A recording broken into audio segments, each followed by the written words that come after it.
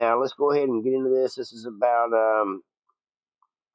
the way Biden seems to think that they have the right to own your kids, and that's just the best way I know how to put it from just the conversation. Let me go ahead and show you what I'm talking about. Parents for trying to claim all of America's children. These are our kids. These are our neighbors. Not somebody else's kids. They're all our kids. And it's not the first time the White House has tried to arrange a co-parenting arrangement with parents.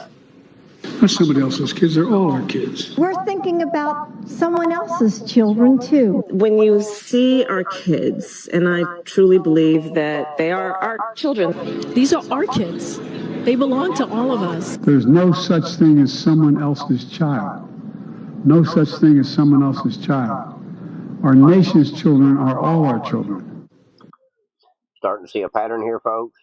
They're trying to convince people to give up their parental rights to their kids, and they're doing it with their speech, with the way they're talking. Go ahead and let us do what we want with your children. Let us teach them the wrong ways in schools. Let us confuse them sexually. Let us pervert their minds with the sickness that is infested Hollywood and obviously the White House. It's really a disgusting situation, but it's obviously there's a pattern here. You know, when the Democrats all chirp the same talking points, whether it be the media or the politicians, earmarks of Russian disinformation. You know, it was that word earmarks that we used across the board. You know, that was the giveaway. This is no different. There is an agenda to this, and it's obvious. I think it has a lot to do with the open border situation, being able to bring kids in that somehow mysteriously get lost. And that's just my opinion. But enough about that. Let's go ahead and get back into it.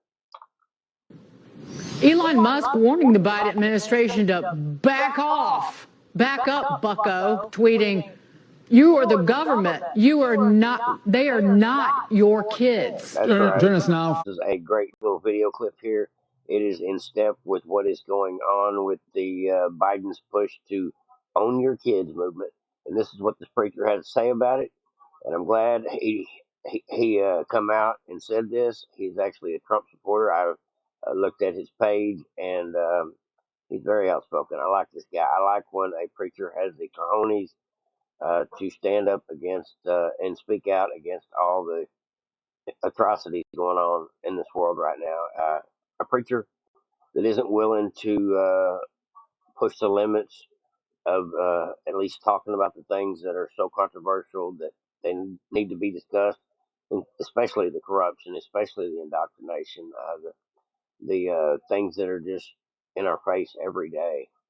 I wouldn't suggest anybody listening to a preacher that you do not believe is anointed and believes in themselves and believes in this country. And that's why I listen to a guy named Romero Pena. He's actually a local pastor here in town. I listen to a guy named Artur Pawlowski.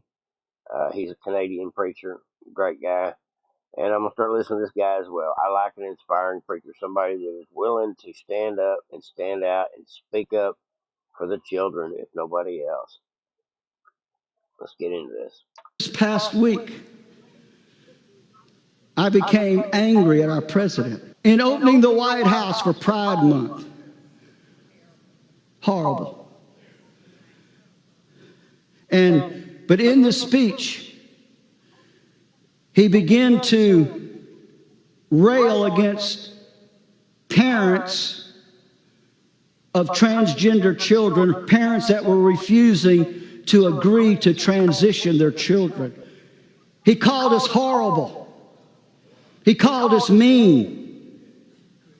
Then he said, "I want to remind you," or words to that effect, "these children belong to us."